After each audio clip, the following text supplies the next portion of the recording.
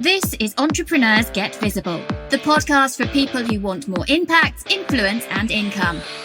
I'm Anna Parker-Naples, and I'll be sharing with you proven methods from leading entrepreneurs that help you get visible as an authority in your field.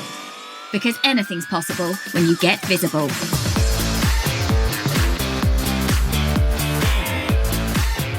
So today I want to talk to you about sales calls. Are you closing on enough sales calls to make a difference to your business?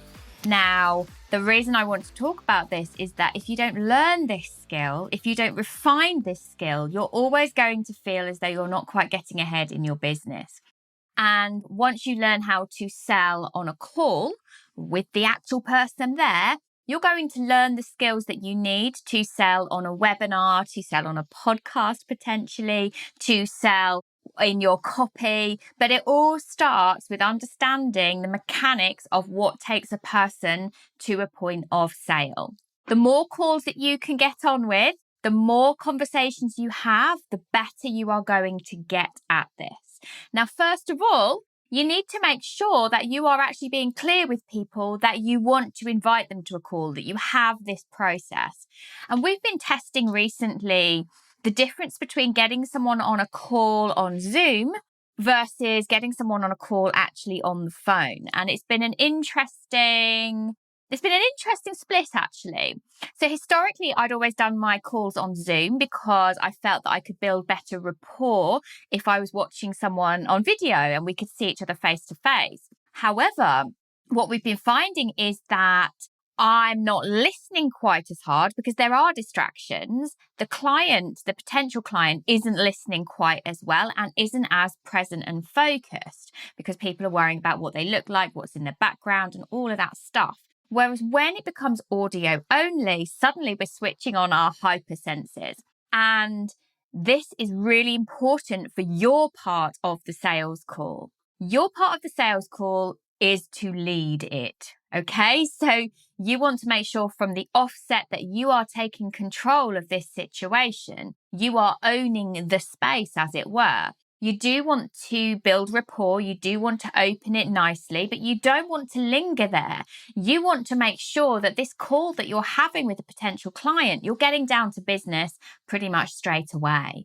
So once you've done that kind of initial icebreaker, how quickly can you take that control and say, look, this is what we're here to talk about today. So why are you here? And then your job effectively is to give them the space to tell you exactly why they're there. And when they've told you that surface level stuff, you want to dig deeper. What sits below that stuff? What sits behind it? What's the thing they're not telling you? And what you're going to get here, and another great reason for not being on a video call, is because you want to be able to write everything out that they say. And this is important. And this comes from my NLP training, neuro-linguistic programming.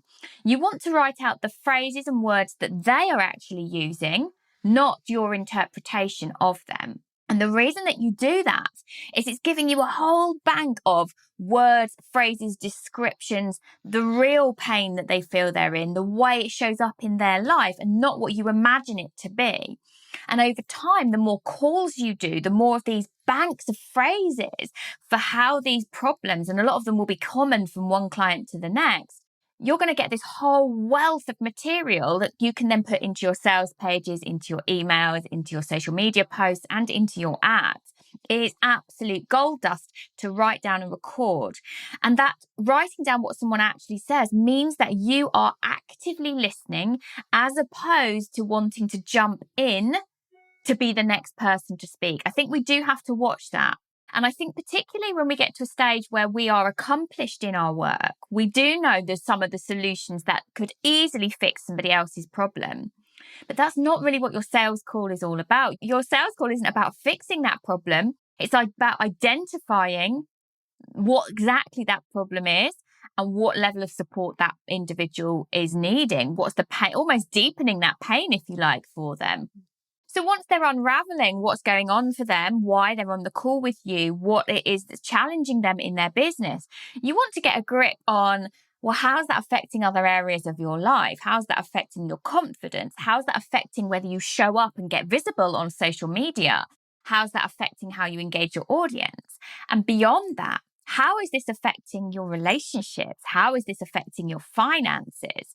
Because these are things that really make a difference to an individual's life. If you're not bringing in the money, then you're not able to invest in your business. You're not able to feel like you can push past the problem. If you're not bringing in the money, that's potentially causing issues at home with your children or with your partner. And you want, as the prospective coach, as the person on the other end of this sales call, to remember that you are here to dig deep into what's going on for somebody. Now, this doesn't have to be done in a crass way. This doesn't have to be done in a sleazy way. But the more informed you are about why someone has applied for a call and then answered a call to you, the easier it's going to be for you when you position your offer to then let them know exactly how that offer that you have is tailor-made perfect for their individual problem, for their individual circumstance. So once you have listened and listened and listened again and dug deeper and listened again and written it all out, you have got so much information. At that point, you then want to play it back to them. And by that, I literally mean list out, okay, so what I'm hearing is you're saying it's affecting you in this way. What I'm hearing is that it's affecting your relationships. What I'm hearing is that it's affecting your confidence. What I'm hearing is that you are scared. And you want to be showing those, giving those questions back, those statements back, and getting them to agree, yes, that is it. Agree that that is the problem for them. And the more that you can get that verbal buy-in, that is exactly what's going on for them, in a positive word, we're looking for nods of the heads and yeses, the better a response you're going to get when it comes to you positioning your offer. And then when you are positioning that offer, you want to make sure that you are very clear that it helps with exactly the problems that they have said. And very often, I think what people do on sales calls is that when they know they're getting towards the point where they're going to have to say the price, they get scared. They pull back from that. And actually, if someone has bought in all the way along to the fact that they know you can help them, they know they need help, they know that they need this solution, if you then back off from being confident in the delivery of the price point, well, you're then just going to create this divide where they are not certain that you can deliver what you say you can deliver. So I guess what this comes back to before you even get on that sales call is being absolutely clear that you trust and know you can deliver what you say you can deliver. Because that confidence does come through. It comes through in your voice. It comes through in your delivery. And then when you do deliver that price point, you don't have to apologize for the fact that that's that price. You just have to go for it. And this is something that I've learned over time. And in fact, I was on a training just yesterday about this. You want to be quiet. You want to actually have a pause after you deliver the price point. Because what someone's doing in their head is they are weighing up, well, how could I get that money? How could I make that investment? How could I make this happen? Whereas if you then kind of barrel on through with explaining and justifying the price point, you're not allowing that cognitive process. People are often thinking, well, would I have to talk to my partner about this? Or can I go for it on my own? Or which card would I use? Would I put it on the debit card, the credit card? How could I make a bank transfer? How's this going to work for me? Very often, because you've had those verbal buy-ins the whole way through and you listened actively, responded and listened, very often as humans, we just want to be listened to. You want to make sure that you give them that pause. Now, I'm not a big believer that we want these big, scary, intense silences. That's not my style. But if you don't allow yourself to confidently just take a pause at that point, you're missing the sales opportunity. In an ideal world, you would wait for them to start talking first. But I am not part of the camp where we sit there and hold the silence for 3 minutes. But there is a natural flow to a conversation and there is a natural flow. So when you feel that they've had enough time and they haven't spoken yet, then you come in with a follow-up question. What would they like to know? What's going to be the easiest way for them to be able to move forward? And at this point, you want to confidently address any objections before they even raise them. You already know why they want this solution. You already know what's going on for them. So feed that back, use their language. And I don't mean use the language against them to bully them into a sale, but remind them of why they've shown up and given you half an hour or an hour of your time anyway. And at this point, if you need to do a little bit of coaching around the fact that the problem they have, the solution lies with them, and that you have seen and you have heard things where they've self-sabotaged in the past, and actually the results that they want are not that far away when they invest in themselves. And I want you to remember that when you are on a sales call, someone has already opted in and said, I actually want your thing. They want to get off that call feeling that it's going to be for them, that it's going to make a difference. So never feel like it's sleazy or uncomfortable, because the offers that many of you who follow me have created are so that you can genuinely help and make a difference, whether that's financially, in terms of relationships, in terms of mental health, personal development, whatever it is. Remember that what you have is of value.